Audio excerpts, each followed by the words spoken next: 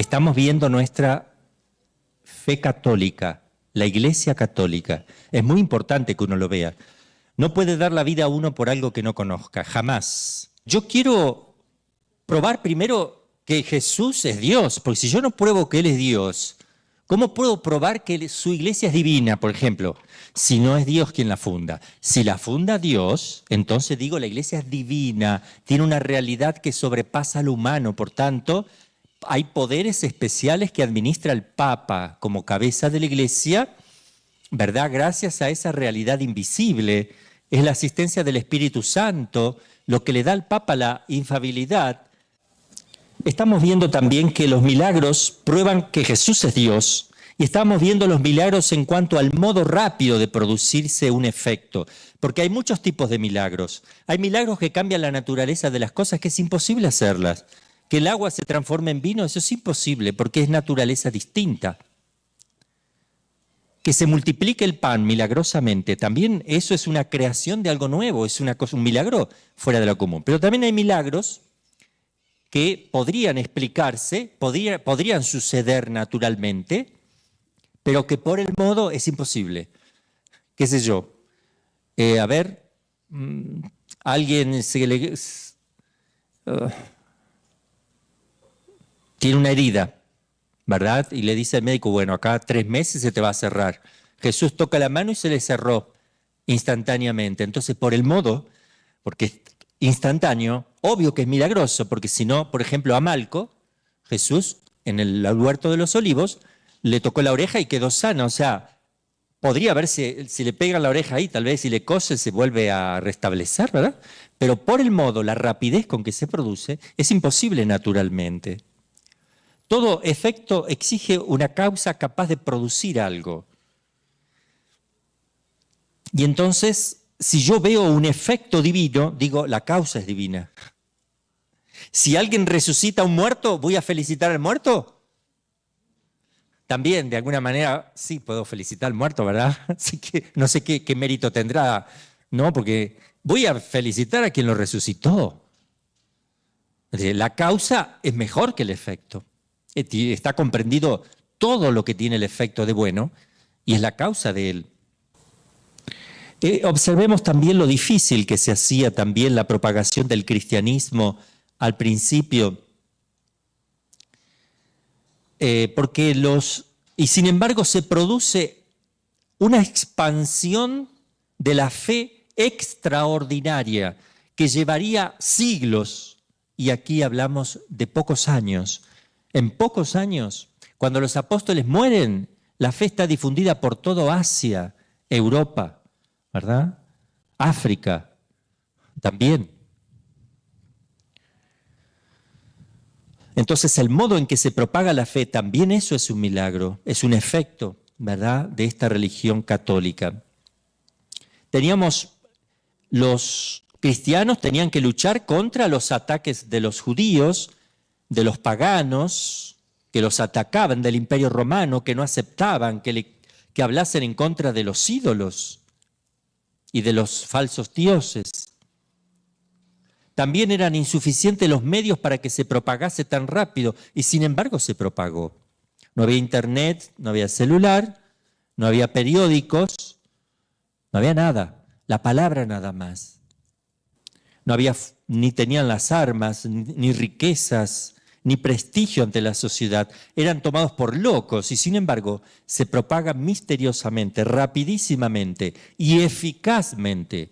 Es otro milagro, porque no solo se propaga, como se propagan ideas ahora por internet, ¿verdad? Uno dice A y todo el mundo sabe que uno dijo A.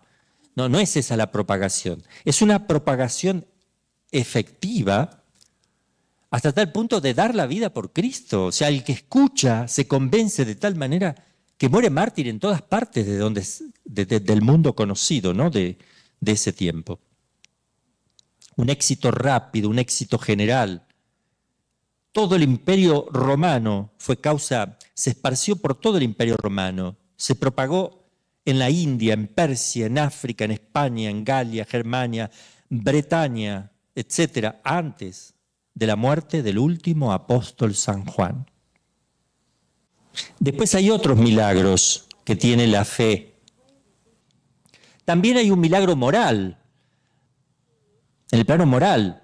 O sea, que gente fíjense que la moral cristiana no es fácil practicarla, y menos en el Imperio Romano, donde era todo placer, diversión, había dinero, se vivía en la opulencia.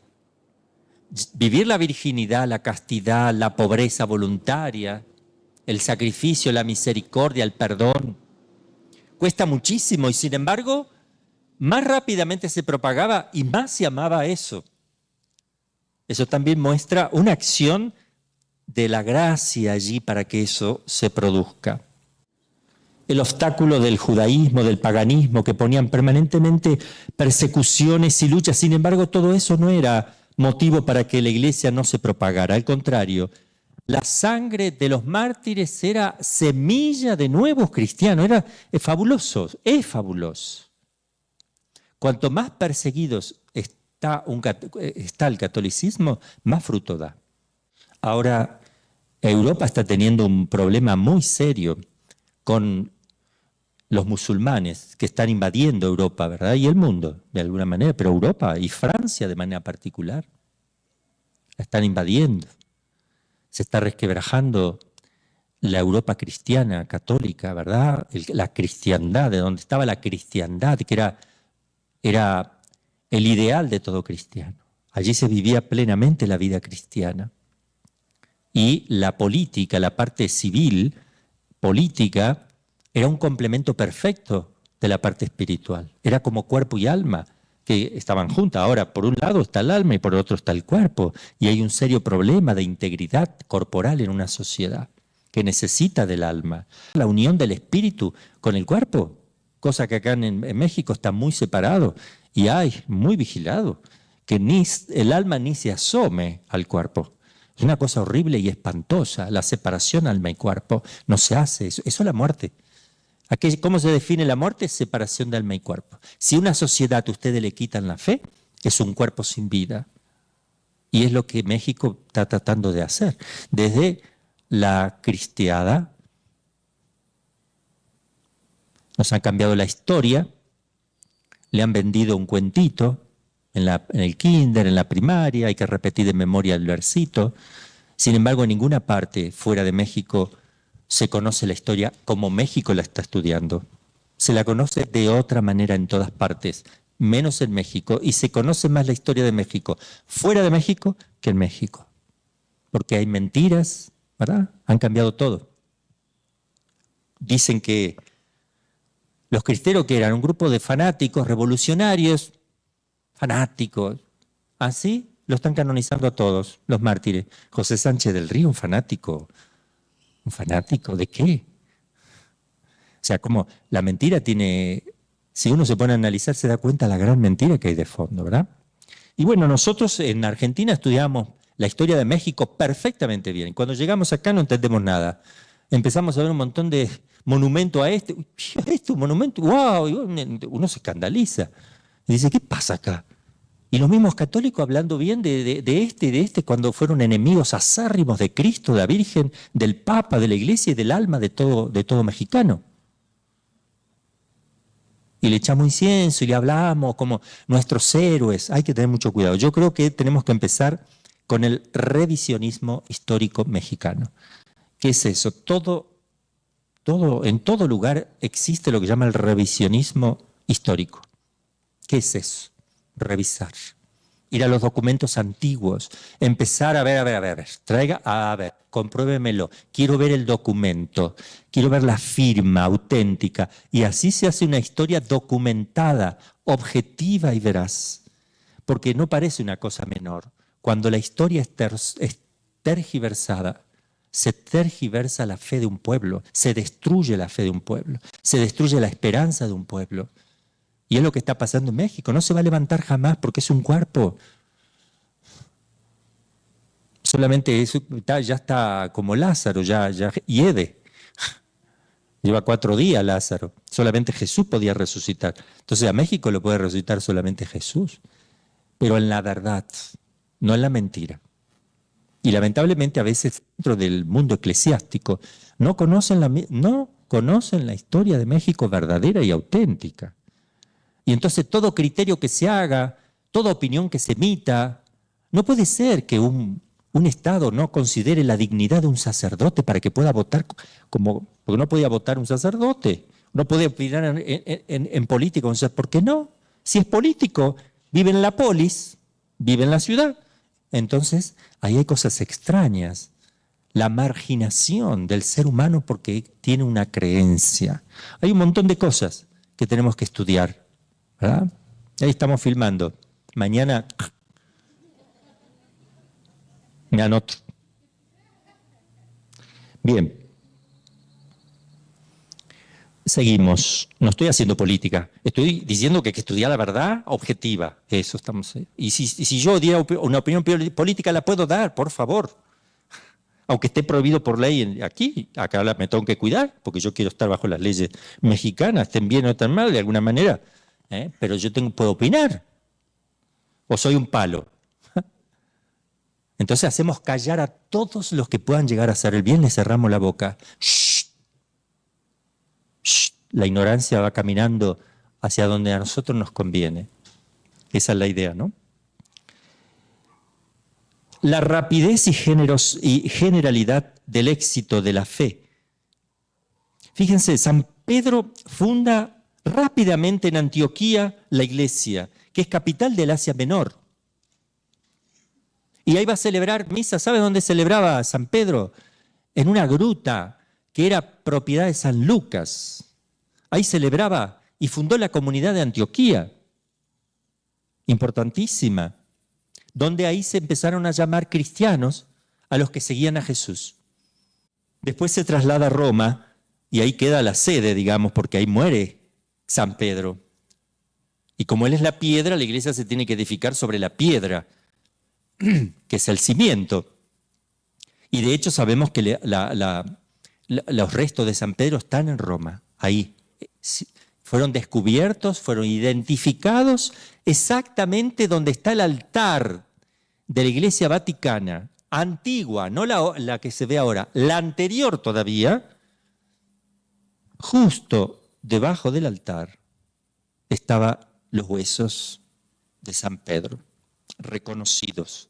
Efectivamente, la Iglesia no vive haciendo cuentitos, ¿verdad? Sino que parte de la historia. Esto es parte de la historia.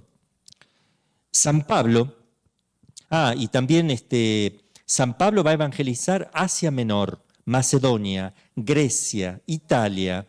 Santiago el Mayor se va a España. San Andrés se va a Escitia, a Tracia. Santo Tomás, el incrédulo, al país de los partos y a China. A China. San Bartolomé a las Indias. Después a las Galias llega San Dionisio Areopagita, que era de la época de los apóstoles, ¿verdad? Predica en París. San Marcial en Mende y en Limoges. San Trófimo en Arles. San Lázaro, el resucitado, predicó en Marsella. Lázaro.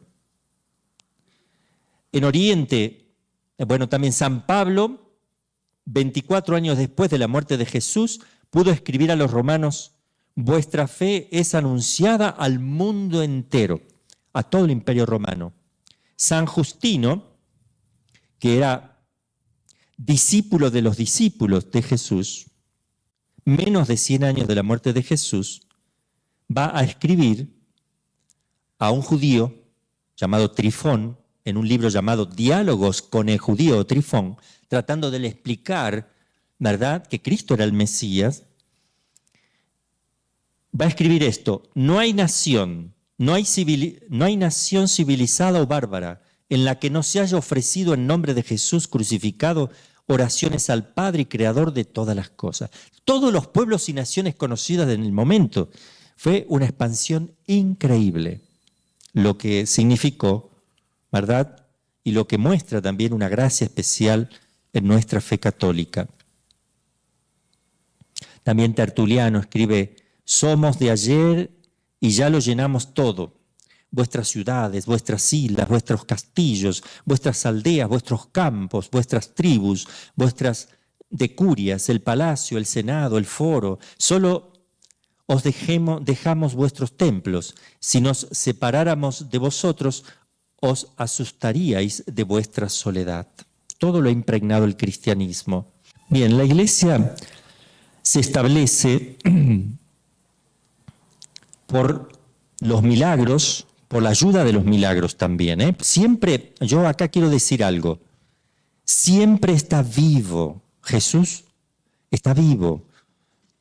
Es decir, nosotros podemos imaginar a Jesús allá. No, Jesús está aquí, conoce todo tu corazón, tu alma, está vivo dentro de ti, actúa, mueve tu corazón, te ilumina el entendimiento, está siempre mirándote, te acompaña, hasta puedes sentir su calor. No estoy hablando de lo afectivo simplemente, sino de lo real, afectivo o no afectivo. Y la Santísima Virgen también viven muy compenetrados en nosotros. Todo lo que nosotros pensamos, estamos lavando los dientes y está mirando a Jesús, ve cómo me lavo los dientes. Pero está ahí. Entonces, esta asistencia de Jesús y María era importante, siempre es importante en la historia de los hombres. Nosotros no estamos distanciados de Jesús. Cuando nos separa el alma del cuerpo, cuando el alma se separa del cuerpo, inmediata e instantáneamente, yo no tengo que viajar a ningún lado. No hay boletos, ni hay naves espaciales para llevarme a ningún lado. O sea, sale mi alma, instantáneamente estoy con ellos. Es una realidad no distante la que me separa de las realidades sobrenaturales.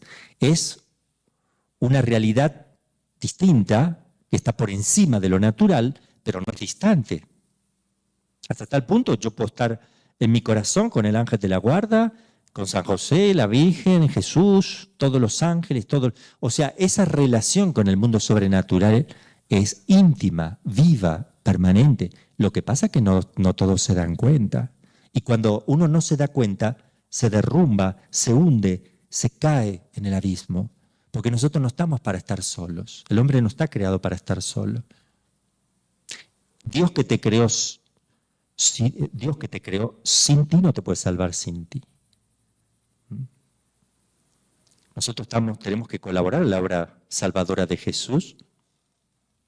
Y el corazón del hombre fue creado para Dios, y el corazón del hombre está inquieto y se mueve, como dice San Agustín, permanentemente late y busca a Dios.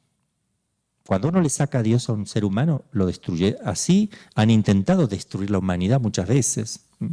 ¿Qué podemos decir de esta expansión milagrosa? O sin milagros también, porque el milagro es la palabra viva, el testimonio de una vida santa. Era suficiente para que se siga expandiendo el cristianismo, porque el cristianismo no es una palabra, no es una idea, es algo vivo. Por eso es que es importante que yo no solo hable, sino viva la fe. La fe se transmite con la vida. Una objeción.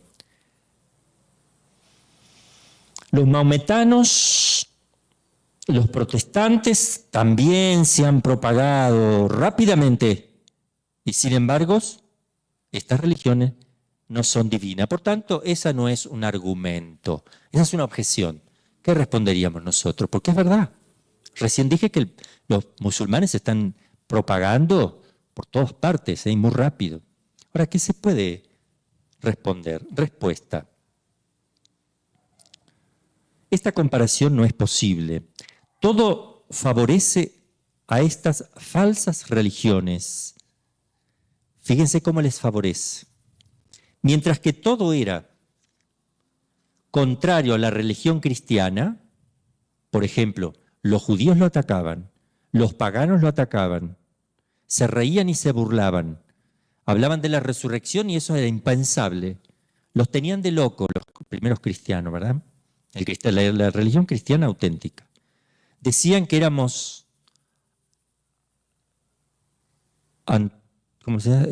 caníbales, porque comíamos niños. ¿De dónde venía eso? porque se decía que Cristo niño era comulgado por nosotros. Entonces nosotros comíamos niños, pero eso se propagaba de verdad. Si uno lee los padres de la iglesia, que lo vamos a leer con los hermanitas y hermanitos, tenemos que ver las obras, van a ver que uno de los ataques más fuertes del paganismo era que comíamos niños, que era una secta esotérica, ocultista, que se hacían cosas terribles como beber sangre, por ejemplo. Porque hablábamos de beber la sangre de Cristo, ¿verdad? Y un montón de cosas, era todo adverso. Y te mataban, te cortaban la cabeza y te tiraban a los leones y te masticaban.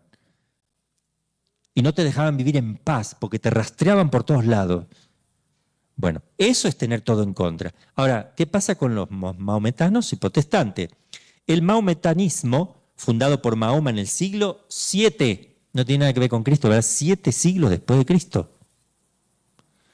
Entre los pueblos ignorantes de la Arabia, es una mezcla de mosaísmo y de sensualismo, muy conforme a las aspiraciones de la naturaleza corrompida.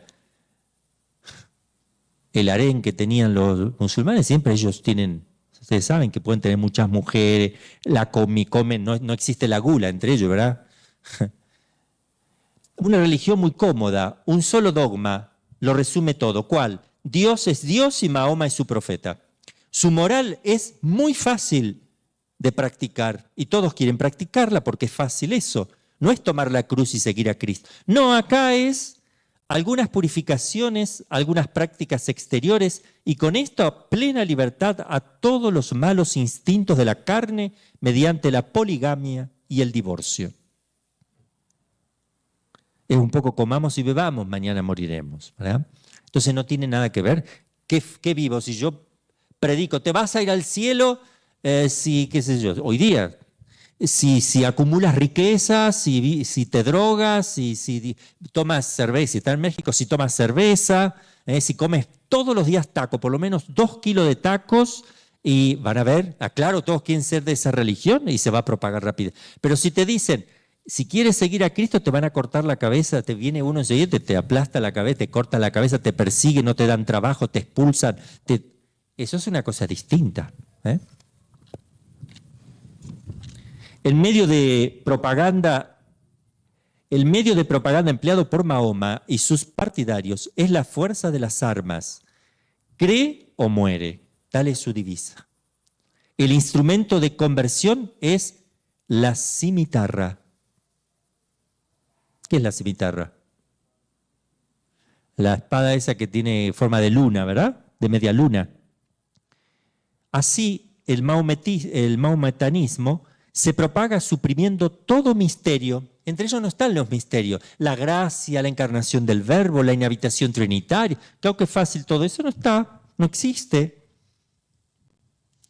Gracias a las pasiones que halaga, a los desórdenes que permite, el mahometanismo hace prosélitos a la fuerza. Ustedes saben que conquistan con armas, no conquistan con un santo rosario, con la adoración eucarística, con la predicación, no. Acá es a la fuerza.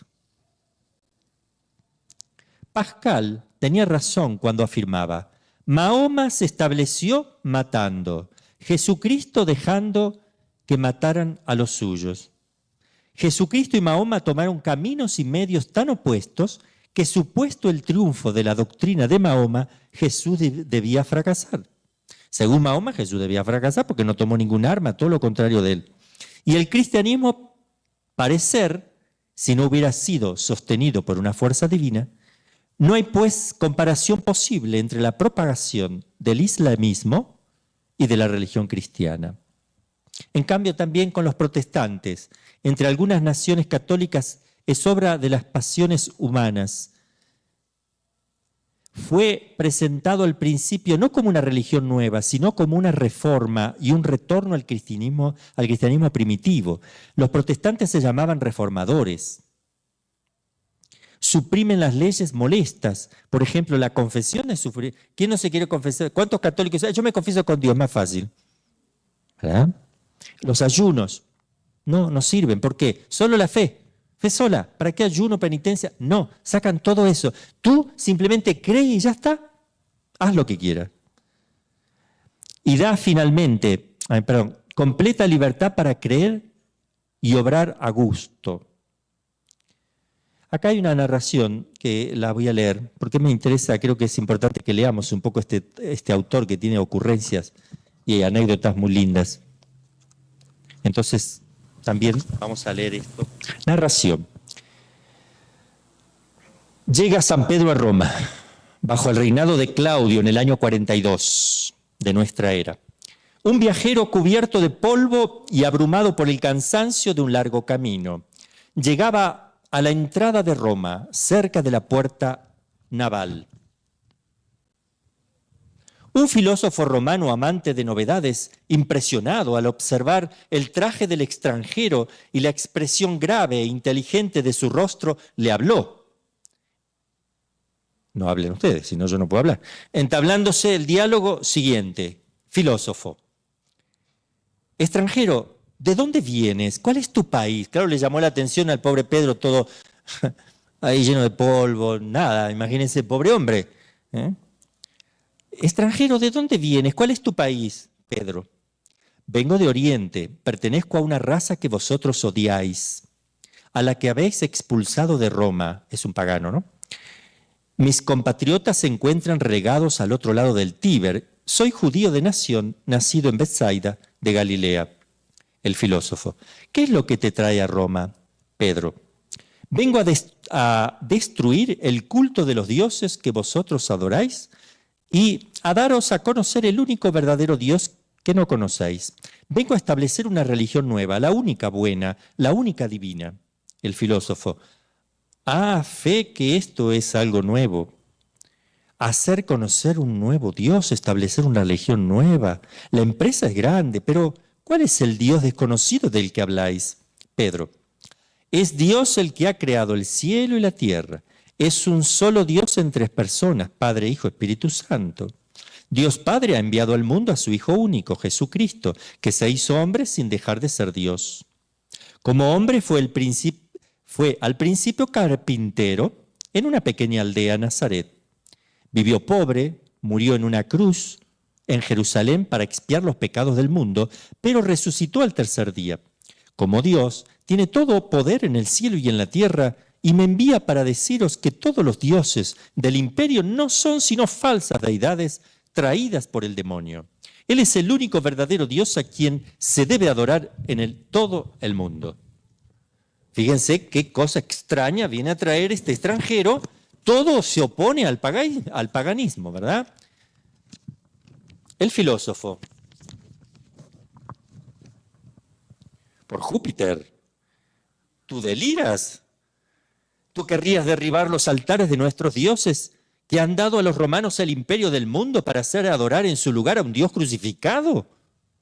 Pero, ¿puede acaso imaginarse algo más absurdo, más impío? Ojo que este diálogo es real. ¿En qué sentido? Así era como pensaban los paganos cuando Pedro llega a Roma. O sea que esto no es, este es un diálogo creado para que entendamos la mentalidad del momento. ¿Con qué se encuentra Pedro? Pedro, no deliro. Dentro de poco vuestros templos serán un montón de ruinas y en Roma no habrá más que un solo Dios, el Dios crucificado en Jerusalén. El filósofo. ¿Y qué vienes a anunciaros de parte de un Dios tan extraño? Seguramente tu religión debe ser cómoda, fácil y atrayente, puesto que esperas sustituir con ella la religión del imperio. Pedro, la religión que yo predico parece una locura a los hombres. Obliga a la inteligencia a creer misterios insondables y al corazón a domar todas sus pasiones. Condena todos los vicios que tienen templos en esta ciudad. Impone la práctica de las virtudes, las más costosas, la humildad, la castidad, la caridad, la penitencia, el filósofo. ¿Y qué prometes a los secuaces de tu religión? Pedro, aquí en la tierra tendrán que soportar incesantes luchas, privaciones, sufrimientos. Deben estar prontos a sacrificarlo todo hasta la propia vida, antes que apostatar de su fe.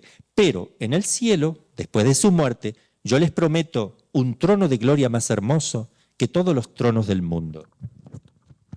El filósofo.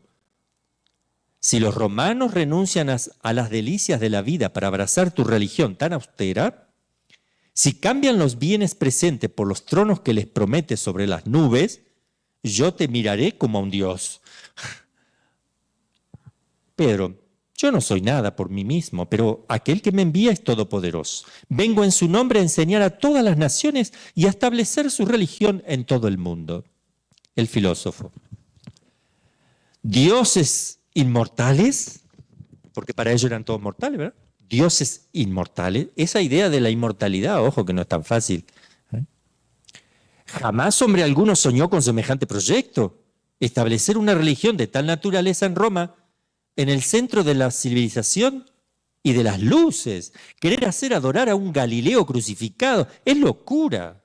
¿Quién eres tú para soñar con semejante empresa? Pedro, ¿ves allá en la orilla a aquellos pescadores? Pues ese es mi oficio. Para ganar el pan he pasado una buena parte de mi vida arreglando redes y pescando en un pequeño lago de mi tierra.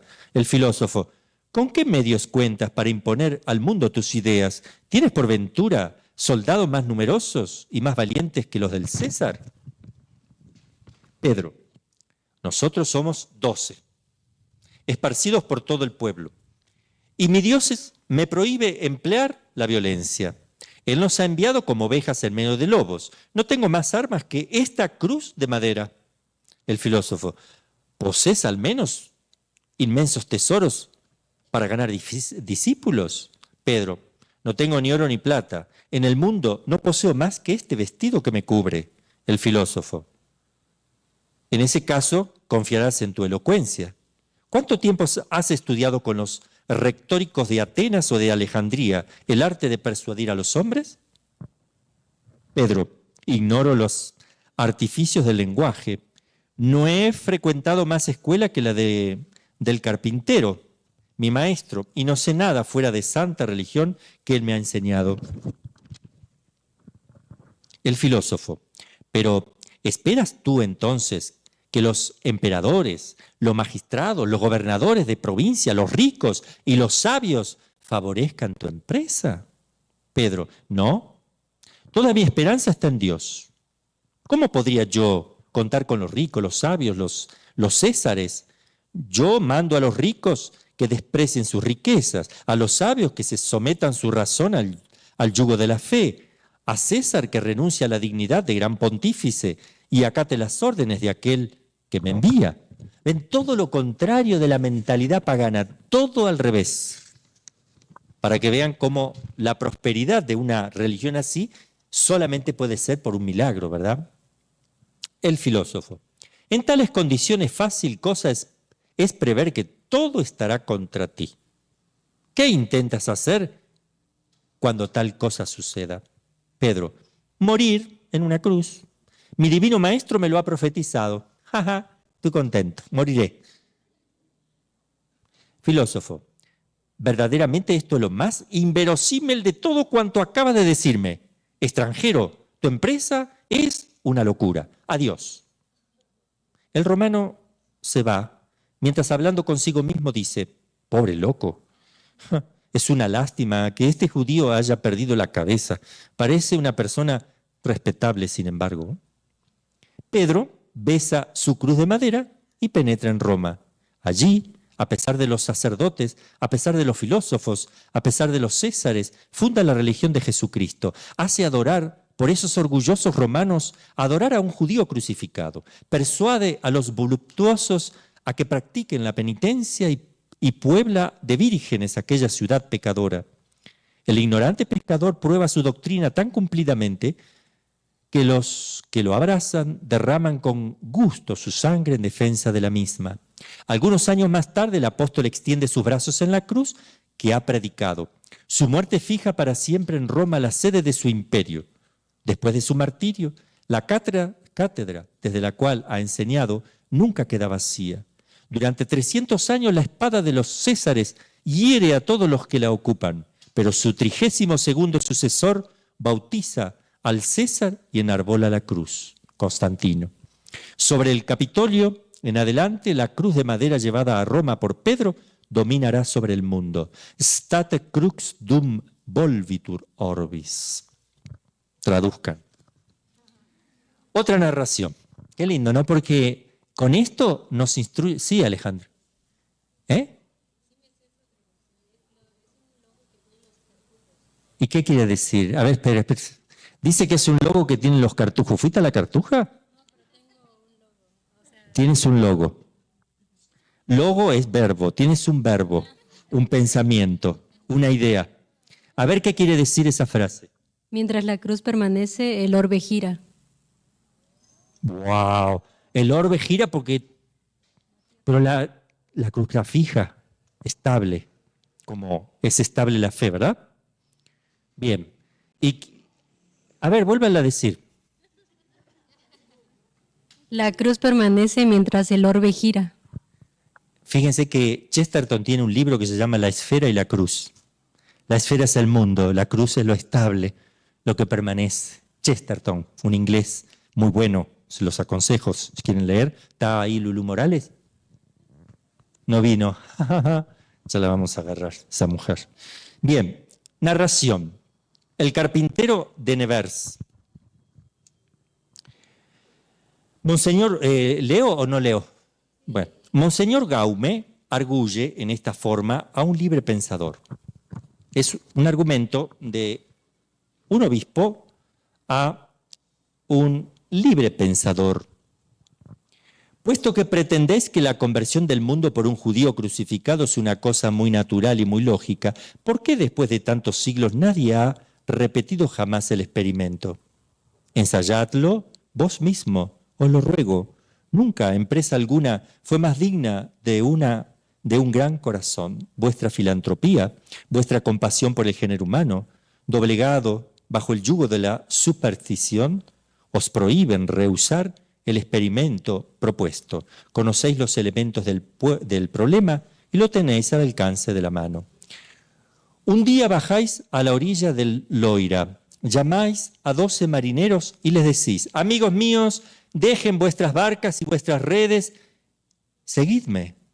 Ellos os siguen, subís con ellos a la inmediata colina y apartándoos un poco, lo hacéis sentar sobre el césped, habláis de la siguiente manera: vosotros me conocéis, sabéis que soy carpintero, hijo de carpintero.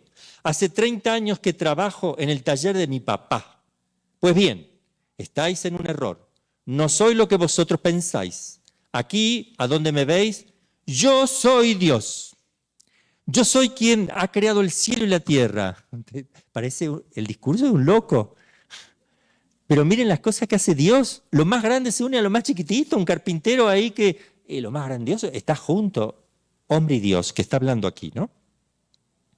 He resuelto hacerme conocer y adorar en todo el universo hasta el fin de los siglos. Quiero asociaros a mi gloria. Aquí tenéis mi proyecto. Empezaré recorriendo durante algún tiempo las campiñas de Nevera, predicando y mendigando.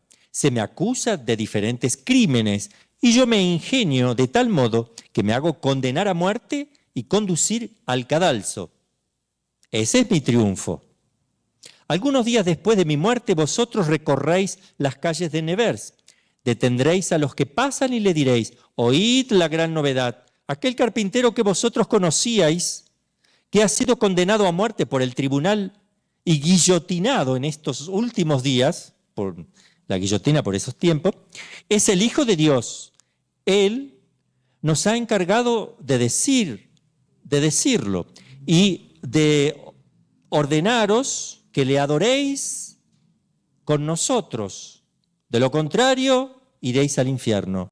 Para tener la dicha y el placer de adorarle, todos vosotros, hombres y mujeres, pobres, ricos, débiles, debéis empezar reconociendo que vosotros, vuestros padres y todos los pueblos civilizados no habéis sido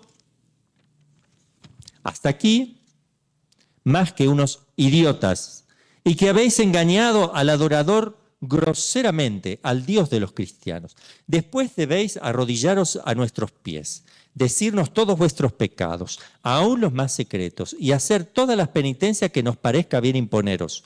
Luego os complaceréis en dejar que se burlen de vosotros, que os insulten, sin decir una palabra. Consentiréis a que os encarcelen, sin oponer la menor resistencia. Y finalmente os entregaréis para ser decapitados en una plaza pública, creyendo allá en lo íntimo de vuestro corazón que nada más grato podría aconteceros. No debo ocultárselo. Todo el mundo se burlará de ustedes. No importa, vosotros hablaréis siempre. El comisario de policía os prohibirá que prediquéis mi divinidad. Vosotros no le haréis caso y seguiréis predicando con doble fervor. Os arrestarán nuevamente, os azotarán. Dejaos azotar. Finalmente, para imponeros silencios, os cortarán la cabeza. Dejaos cortar la cabeza. Entonces todo marchará a las mil maravillas. Fíjese lo que es el cristianismo para un libre pensador, Dios mío, ¿no? Bien, pronto el taller de mi padre se transformará en una hermosa capillita, a la que acudirán multitud de peregrinos de los 4 puntos cardinales, en cuanto vosotros seréis mis 12 apóstoles, 12 santos, cuya protección se invocará en todo el mundo. ¡Qué gloria para vosotros! Convertir el mundo no es más difícil de lo que acabo de deciros, y ese es mi proyecto. Como veis, es muy sencillo, muy fácil, muy conforme a las leyes de la naturaleza y de la lógica. ¿Puedo contar con vosotros? Sí, ¿verdad? Es fácil adivinar cómo sería recibida semejante proposición. Me parece oír a los buenos marineros furiosos por la burla de que son objetos, increpar entre amenazas a su autor. Me parece verlos descender a la ciudad y anunciar por todas partes que el carpintero fulano ha perdido la cabeza. Y no me extrañaría oír que ese mismo día el nuevo Dios había sido conducido a Charetón, donde, en lugar de los homenajes divinos, gozaría del privilegio indiscutido de ocupar el primer puesto entre los locos. Era un manicomio. Sin embargo, notémoslo bien, el proyecto del carpintero de Nevers, que es, sin duda alguna, lo sublime de la locura, no es más insensato que el Jesús de Nazaret. Si Jesús no es más que un simple mortal, ¿qué digo? Es mucho menos absurdo todavía. Un carpintero de Nevers no lleva desventaja a un carpintero de Nazaret. Un francés guillotinado no es inferior a un judío crucificado. 12 marineros de Loira valen tanto, si no más, que 12 pescadores de los pequeños lagos de Galilea. Hacer adorar a un ciudadano francés del siglo XIX es menos fácil que hacer adorar a un judío en el siglo de Augusto. En el primer caso, solo sería preciso apartar a los pueblos de una religión contraria a todas las pasiones. En el segundo caso, sería necesario arrancar a los pueblos de una religión que halagaba todos los malos instintos del hombre. Termino. Así pues, cuando se quiere explicar el establecimiento del cristianismo por causas humanas, se llega con la mayor facilidad al último grado de lo absurdo. Entonces, nunca presentemos la Iglesia Católica ni los principios cristianos como algo bonito, hermoso. ¡Ay, qué tan lindo ir a misa! No. Es que es tan bonito ayunar. No. Es duro. Ser cristiano de verdad cuesta. Entonces, cuando uno presenta la religión cristiana y católica en las iglesias como bailemos, cantemos y reunámonos a tomar café, a bailar, a salir de paseo, ahí vienen después los serios problemas, porque eso no es la fe católica, es una gran mentira, es una estafa, es una burla, porque te están dando el mundo y te están quitando a Cristo. Es un Cristo sin cruz, y Cristo sin cruz no existe. Oriente, que ha sufrido tanto, ¿verdad? Se dice que es una cruz sin Cristo, la persecución, todo el comunismo, todo el pueblo de Oriente es un pueblo muy sufrido. Es una cruz sin Cristo. Y el pueblo de Occidente es un Cristo sin cruz. Vivamos, que mañana moriremos, ¿no? Todo el bienestar, el confort de Occidente. Pero hay que juntar las dos cosas. La cruz con Cristo, ¿no? Sigo la última partecita. Y sin embargo no hay efecto sin causa. Hago lo que quiera el incrédulo. El cristianismo es un hecho. Y este hecho importuno se yergue ante él en toda su sublimidad. Si pues no hay causa humana que pueda explicar el restablecimiento del cristianismo, hay que reconocer una causa divina. Bien, un poco para que tomemos conciencia, porque estamos acostumbrados tal vez, no nos damos cuenta, porque a veces para que las personas acepten el cristianismo y nuestra fe le quitamos algunas cositas, ¿verdad? No, la iglesia, la iglesia no te pide esto, no, estos son algunos curas, la iglesia es más buena, la iglesia todo te perdona, la iglesia, ¿me entienden? Porque tenemos vergüenza de decir, de predicar la cruz, vergüenza tenemos. Cuando nos van a cortar la cabeza, ¿eh? Ojalá, bueno, no sé si están de acuerdo, pero estamos dispuestos, eso es el cristianismo. El que no tiene esa disposición no puede vivir la fe, porque va a claudicar o va a sacar partecitas de ella. Porque llevar una vida cristiana de verdad es como que te corten la cabeza cada día, más o menos, porque te cuesta mucho. Ser fiel cuesta mucho. Otra razón milagrosa de nuestra fe católica es el número y la constancia de los mártires cristianos. No solo el número, la constancia. Dígame en qué momento no hay un mártir. Ustedes saben la cantidad, lo que pasa es que eso no se publica. ¿Ustedes creen que nos van a publicar los mártires? No. Cantidad de iglesias que se destruyen de los musulmanes y también en Siria y en otros lados, ¿verdad? En muchas partes. Y aquí en México te matan los sacerdotes, eso es persecución. Y dentro de la iglesia también tienen la persecución, ¿eh? Sacerdotes y hasta obispos, ¿verdad? Que por ahí, por celos y cosas, por cosas puramente humanas, mundanas, te persiguen. También puede pasar. Entonces la persecución, ojo, la iglesia no somos, nosotros somos Pedros, Judas, Pedros, todos los apóstoles corrieron llenos de miedo por todos lados, después pidieron perdón. Esa es nuestra iglesia. Somos todos pecadores. Entonces, dentro de los pecadores, yo puedo hacerle daño a uno.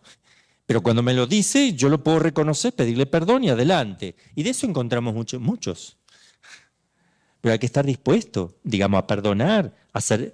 Nosotros queremos ser perdonados, pero también tenemos que perdonar.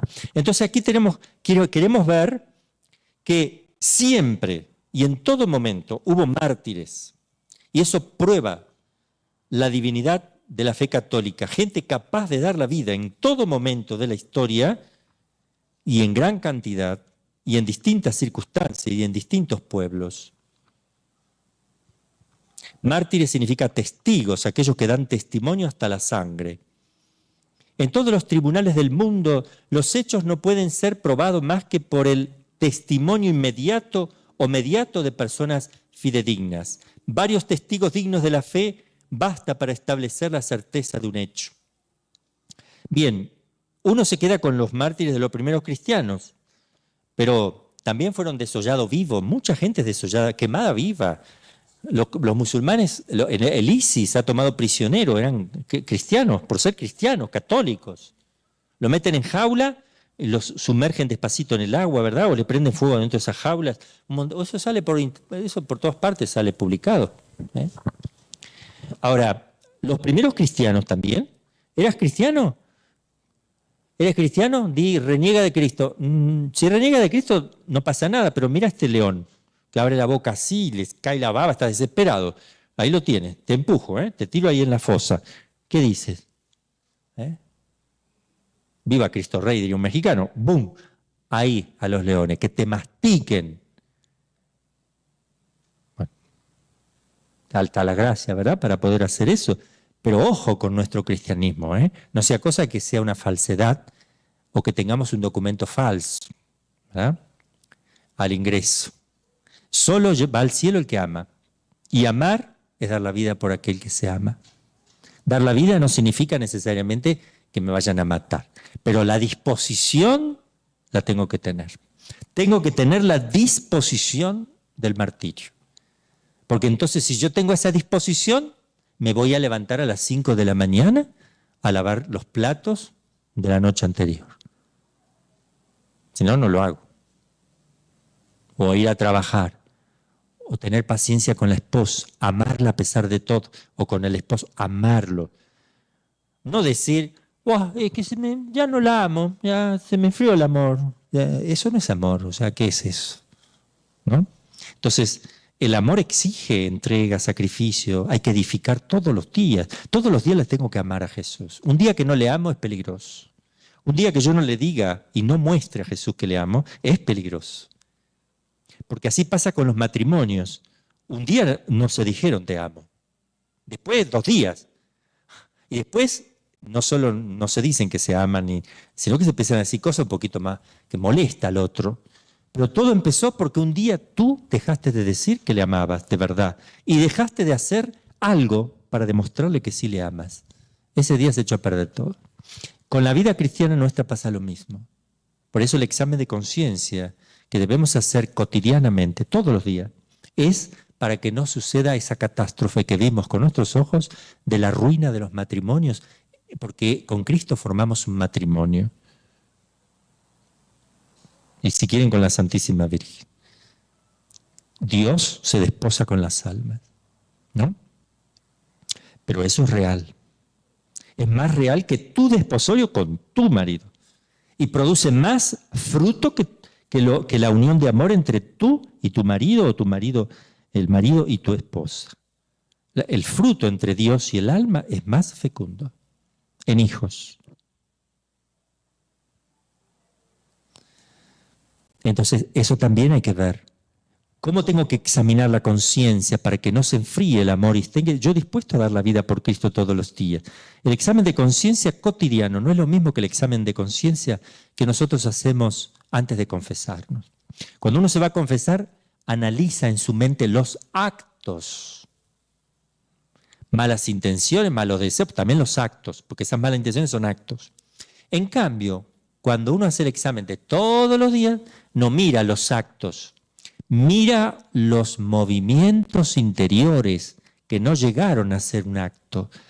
Mira el fomes peccati, esos primeros movimientos de ira que tuve. Tuve 2 movimientos. No tuve ira, no pequé, pero me di cuenta que tuve uno pequeño y el otro un poco más largo. ¡Wow! Entonces, tengo que analizar sobre las inclinaciones del corazón.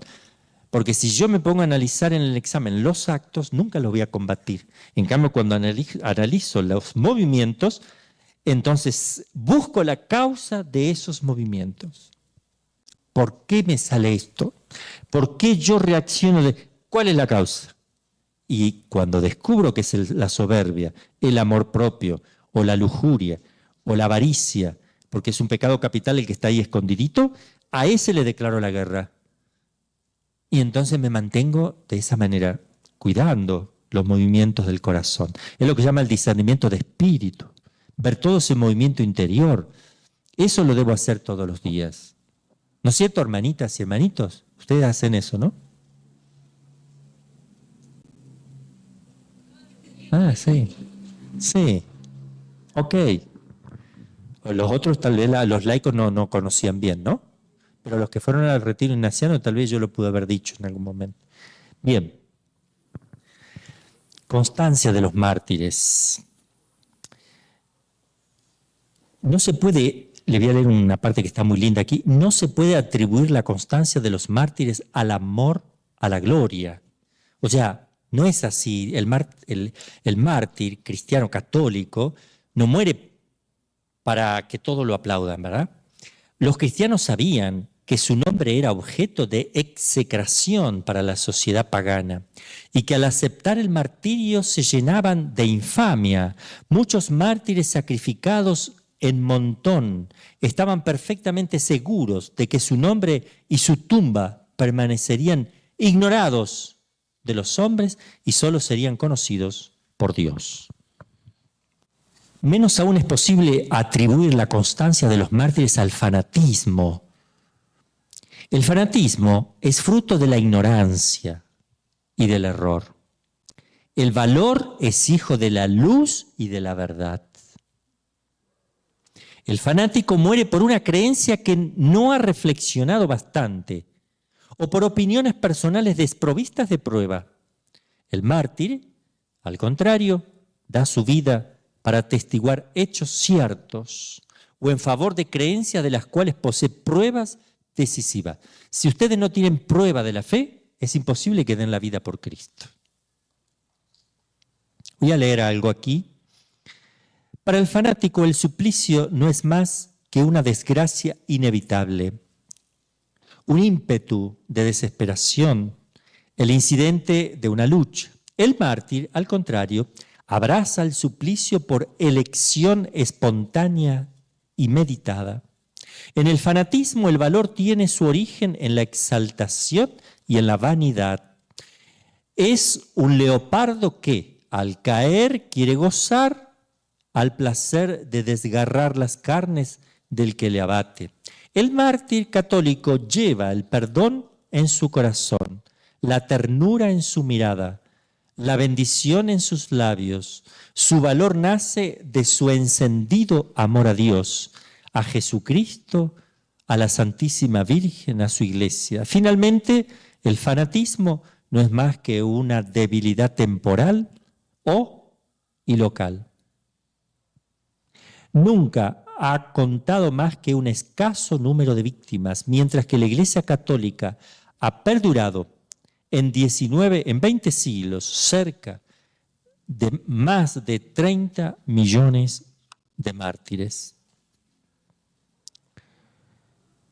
Bien, esa constancia del martirio, no solo los mártires, sino la constancia en seguir muriendo mártir, es otra de las pruebas de la fe auténtica.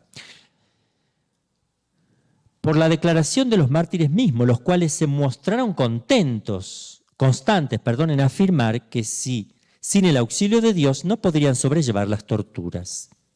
Los paganos confesaban la imposibilidad de que los mártires soportaran semejantes suplicios sin un auxilio especial de Dios.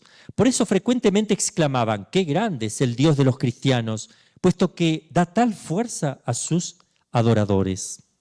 Por último, lo prueban también los milagros innumerables obrados en favor de los mártires. ¿Cuántas veces las fieras, en vez de destrozarlos, se postraban? Porque esto es verdad, es histórico, ¿no? Se postraron a sus pies. Las hogueras se apagaron. Los instrumentos de torturas se quebraron.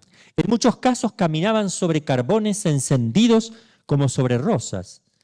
San Juan Evangelista fue metido en una caldera de aceite hirviendo, adentro, abajo, metido, sumergido, y salió ileso.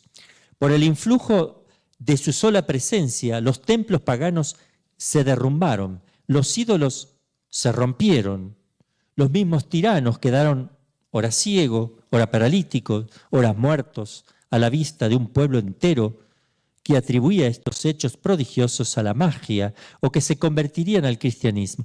Ante esos milagros públicos y perfectamente comprobados, es imposible poner en tela de juicio que el valor y la constancia de los mártires venía de Dios. Después tenemos mártires que hacían un pequeño chiste en el momento de la muerte, ¿verdad? Como San Lorenzo, que lo estaban quemando vivo en la parrilla, ya estaba muy quemado de un lado, pero vivía todavía, y dice: denme vuelta que ya estoy tostadito de un lado. Eso es histórico, porque antes a los mártires había quien apuntaba todo lo que iba diciendo, como era muy común martirizarlos. Entonces, mientras estaban los que apuntaban, entonces apuntaban todo lo que iban diciendo, y después de ahí se hacían las actas, de todo lo que se iba diciendo, palabra por palabra. Entonces tiene constancia muy clara, incluso se hacía a nivel oficial del emperador. Frutos maravillosos de los mártires. Los suplicios de los mártires fueron causa de la multiplicación maravillosa del cristianismo en todo el mundo.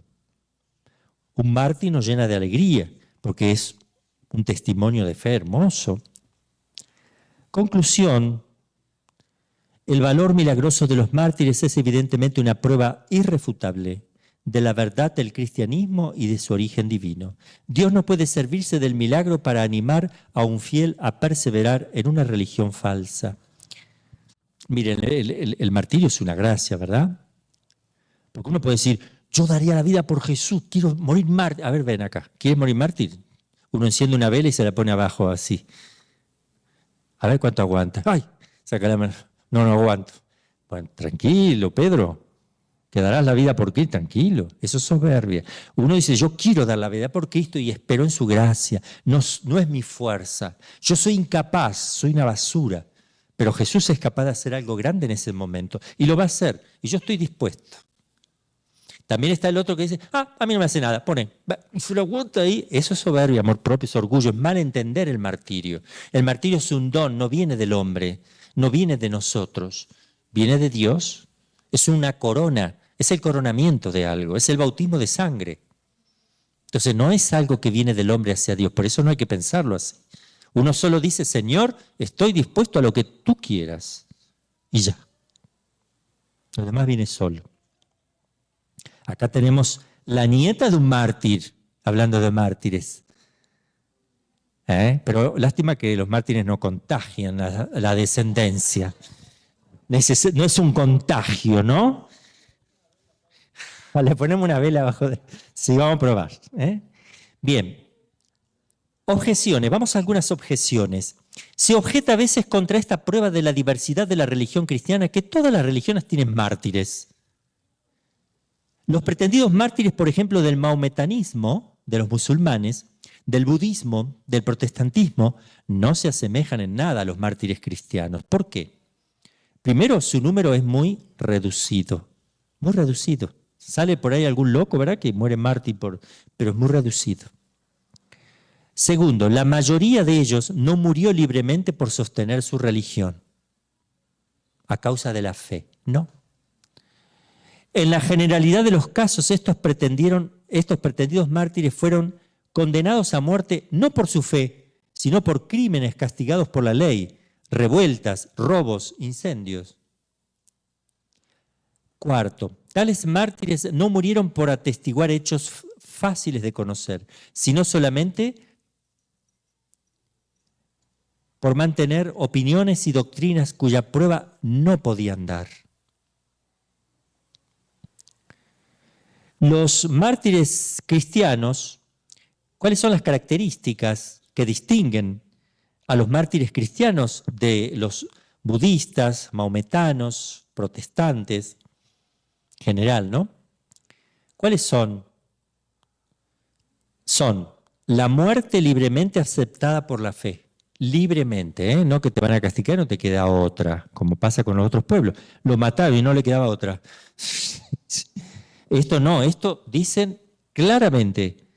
Y si le preguntan de nuevo, atestiguan la fe. Los caracteres entonces, uno es ese, morir por su religión cuando renunciando a ella se podría evitar la muerte, ese es el verdadero carácter del martirio. A los cristianos se le proponía renunciar a su religión o morir. Si apostataban, se le prometía recompensas y honores, como pasó en México. Di muera Cristo Rey y te salvas. Otro punto, la inocencia de vida es otro tema. ¿Eran buenas personas? ¿Inocentes? Llevaban una vida ejemplar, no como musulmanes y budistas, con una vida que un poquito que no condice. Aquí sí. ¿Qué se le puede reprochar a los mártires?, preguntaba Tertuliano. Son los hombres más puros, vírgenes, inmaculadas, piadosos, fieles, la flor de la sociedad. No se ha podido señalar en ellos un vestigio de desorden, porque es un premio al martirio, es un premio que Dios da a ciertas almas. Una mirada indiscreta, ni un deseo ilícito. Se les llamaban enemigos de César y ellos ruegan por el César y obedecen también al César.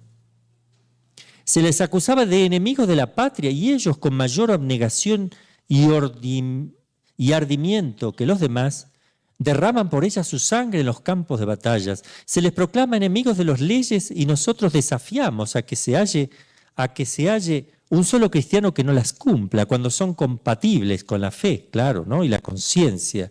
No se castiga con ello más que el nombre que llevan. Estudiad las actuaciones de los procesos, las ordenanzas de los emperadores y veréis que rinden homenajes a la inocencia de los mártires. Se les condena a la última pena únicamente porque son discípulos de Cristo, nada más. No sucede lo mismo con los pretendidos mártires de las falsas religiones. Consultad la historia y ella os dirá que los incrédulos dan frecuentemente el nombre de mártires a malhechores. Por ejemplo, se habla de mártir bueno, ahora B no me viene. El Che Guevara. Mártir, Che Guevara, mártir, un desastre la vida, pobre hombre. Lo mataron por delincuente, qué mártir. Un desastre. Y acá todos salen con su héroe, el héroe Che Guevara. Murió por la guerrilla. Es mártir de la guerrilla, dicen, ¿no? Así, por ejemplo, los hugonotes no han sufrido tormentos por atestiguar la verdad de su doctrina, sino porque eran culpables de rebelión, sedición, asesinatos e incendios. Pone un ejemplo histórico, ¿verdad? Que también es muy lindo que estudiemos historia de la Iglesia, que sería un tema hermoso, y ahí metemos la historia de México, ¿verdad? Claro, no, nos echan a patada a todos de aquí, pero bueno, hay que estudiarla.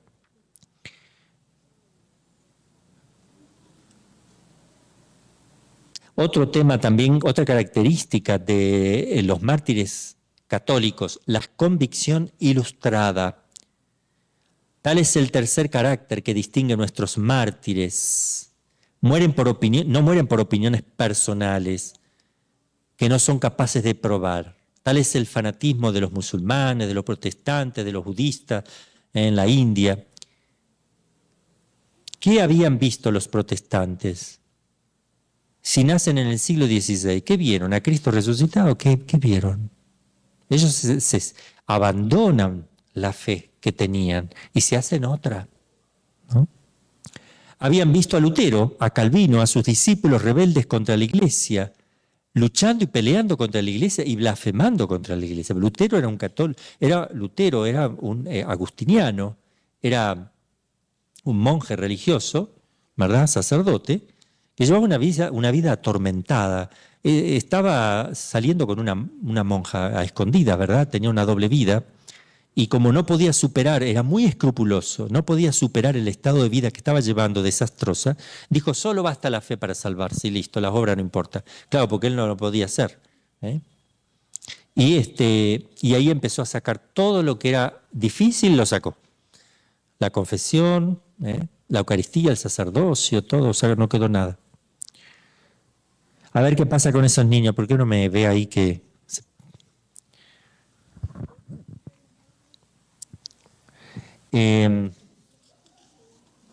Otro tema que vamos a ver se llama los frutos que ha dado la religión católica a lo largo de la historia. Eso es algo importante también. Por sus frutos se conoce el árbol, ¿verdad?